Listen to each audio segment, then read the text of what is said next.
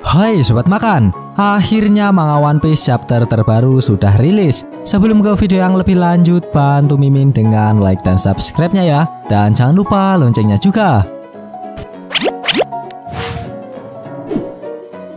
Sebelumnya perlu Mimin ingatkan, ini spoiler ya. Bagi yang hanya menikmati animenya saja dan gak mau kena spoiler, bisa tutup video ini sekarang. Lihat dikit-dikit juga boleh. Pada manga One Piece chapter 1085 ini diberi judul Kematian Nefertari Cobra.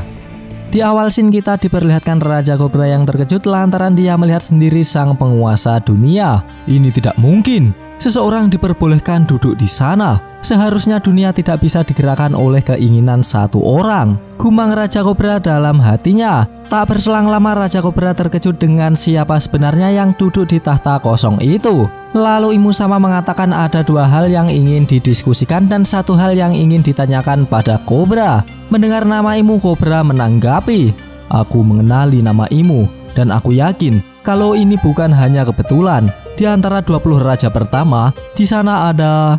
Sebelum menyelesaikan perkataannya, Imu Sama memotong perkataan Cobra. Tidak usah dicari tahu, karena tidak bisa disangkal. Namun begitu, apa yang ingin kau ketahui akan terungkap. Mengenai Di, mengacu pada yang pernah kita lawan di masa lalu. Di yang muncul dalam berbagai insiden dalam kejadian beberapa tahun terakhir, tidak lebih dari cangkang kosong yang gagal dalam memahami arti nama mereka sendiri. Akan tetapi, semua ini karena kesalahan besar Ratu Lili dari 800 tahun yang lalu. Mendengar tentang kesalahan Ratu Lili, Raja Cobra pun menanyakan hal itu. Kesalahan? Lalu Imu Sama melanjutkan. Dari apa yang disebutkan peneliti yang telah mempelajari tentang abad kekosongan sampai ke bajak laut yang mencari poneglyph dan berharap mendapatkan harta karun, jika bukan karena kesalahan Lili pada masa itu, relik sialan yang dikenal sebagai poneglyph tidak akan bertebaran di seluruh dunia. Di belakang masa lalu ini terdapat satu skenario yang sangat buruk, yaitu melepaskan semua poneglyph. Bukankah itu suatu kesalahan? Atau semua itu sudah direncanakan? Jawaban itu pasti sebuah kebohongan pada surat yang sampai di Arabasta. Beberapa saat yang lalu, Ratu Lili dari keluarga Nefertari, itu yang kau katakan kan? Kenapa? Kenapa tidak kau sebutkan nama dari pengirim dari surat yang ditinggalkan oleh Ratu? Setelah Imu Sama menyelesaikan perkataannya, para Gorosei bersiap untuk membunuh Raja Cobra. Mengetahui hal itu, Raja Cobra hanya bisa pasrah. Berakhir sudah. Aku tidak akan bisa meninggalkan ruangan ini hidup-hidup, gumam Raja Cobra. Setelah itu Cobra mengatakan pada mereka jika ia mengarang sebuah kebohongan, apa dia bisa pergi dari ruangan ini. Namun Gorosei tak semudah itu menerima usulan dari Cobra. Ia berkata, "Momen di saat kau sudah melihat kemunculan dari Imu Sama, nasibmu sudah ditentukan." Mendengar jawaban itu Raja Cobra hanya bisa pasrah. Ia juga menyadari bahwa apa yang ia lihat adalah hal tabu terbesar di dunia. Saat mereka berbincang di ruangan singgasana, ternyata tidak jauh dari sana Sabo menguping pembicaraan mereka. Sabo berkata, "Situasi macam apa ini? Aneh sekali." Kembali ke pembicaraan Raja Cobra.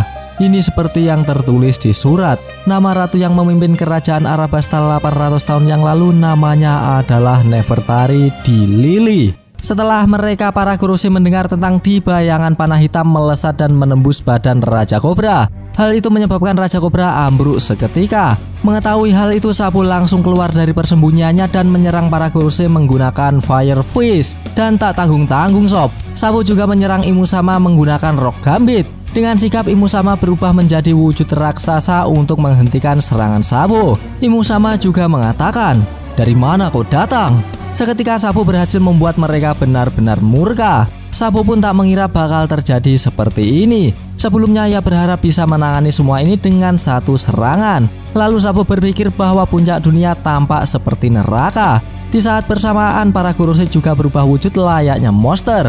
Sepertinya mereka juga pengguna buah iblis bertipe Zoan. Melihat Sabo di dekatnya, Raja Cobra bertanya, "Kau kakaknya Luffy kan? Kau bagian dari pasukan revolusi. Mengapa kau membantuku?" Sabo menjawab, "Musuh kami bukanlah para raja, tapi seorang di atas mereka. Bagaimana kau bisa mengenal Luffy?" Tanya balik Sabo. Lalu Raja Cobra menjawab, Aku sangat berhutang budi padanya. Setelah itu Sabo langsung membawa Raja Kobra kabur dari para monster di sana. Kemudian terjadi percakapan antara mereka berdua. Kau bisa pergi sendiri, sudah terlambat untukku. Tinggalkan saja aku, kata Raja Kobra. Lalu Sabo menanggapi, aku akan menyelamatkanmu. Raja Kobra berkata kembali, akhirnya aku mengetahuinya. Aku tidak bisa membiarkanmu mati di sini. Aku butuh bantuanmu untuk bilang pada Luffy dan Vivi sesuatu. Sabo menanggapi, pada Luffy dan Putri Vivi. Lalu Kobra mengatakan bahwa kita juga adalah D. Akhirnya aku bisa melihat jalan yang harus dipilih oleh kerajaan Arabasta. Setelah itu kita diperlihatkan kilas balik Sabo saat masih kecil bersama Luffy dan juga Ace, di mana saat itu mereka sedang memakan daging hasil buruan. Sabo mengatakan, kalian berdua memiliki D di nama kalian. Ace menjawab, aku tidak peduli tentang nama. Ayo kita kasih D juga di namamu. Namamu sekarang adalah Sadepo. Sabo pun merespon kenapa namanya jadi aneh begitu. Kembali ke masa sekarang, diperlihatkan panah hitam melesat tajam dan menusuk mereka berdua.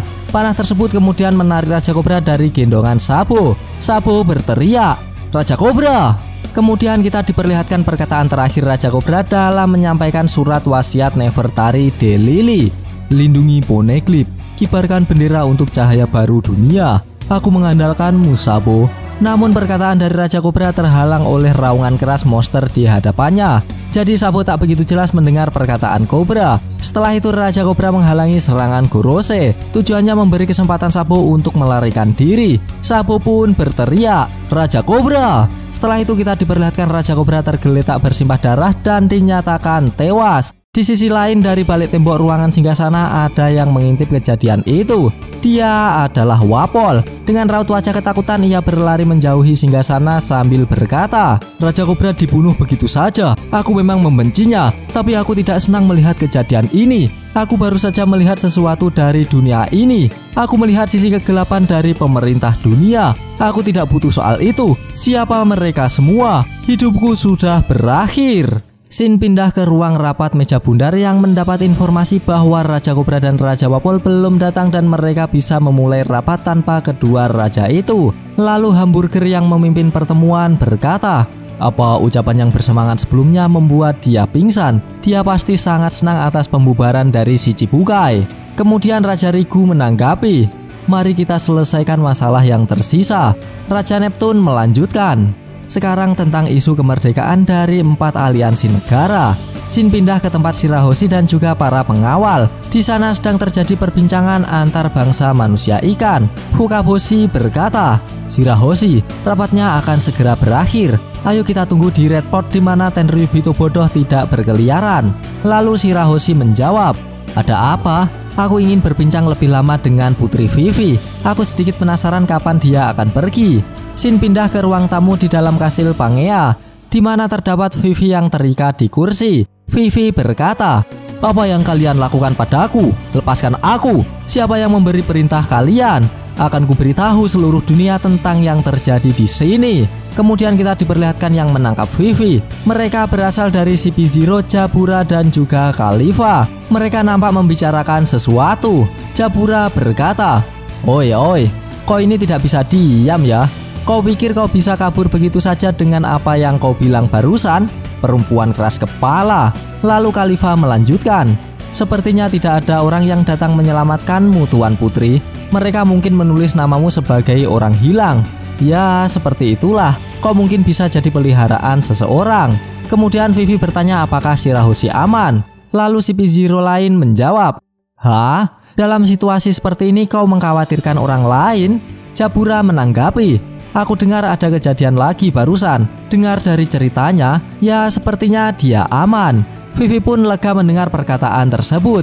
Jabura juga mengimbuhi bahwa ada berandalan menghajar Tenryubito yang mencoba menangkap Putri Duyung. Dengan bangga mereka menyatakan kemenangannya. Hal itu membuat sedikit keributan di sekitar plaza. Kata Jabura sambil membayangkan Sai berkata kita adalah bawahan dari Mugiwara no Luffy. Di sisi lain juga terdapat Fujitora membiarkan para budak dibebaskan begitu saja oleh tentara revolusi. Hal itu membuat kesal Ryokugyu dan membuat mereka berdua bertengkar. Kembali ke Vivi yang merenung tak ingin menjadi peliharaan seseorang. Tak berselang lama merenung, ia mendengar sesuatu dari balik tembok yang mendekat. Dan ternyata itu adalah Wapol yang kabur dengan memakan tembok yang menghalanginya.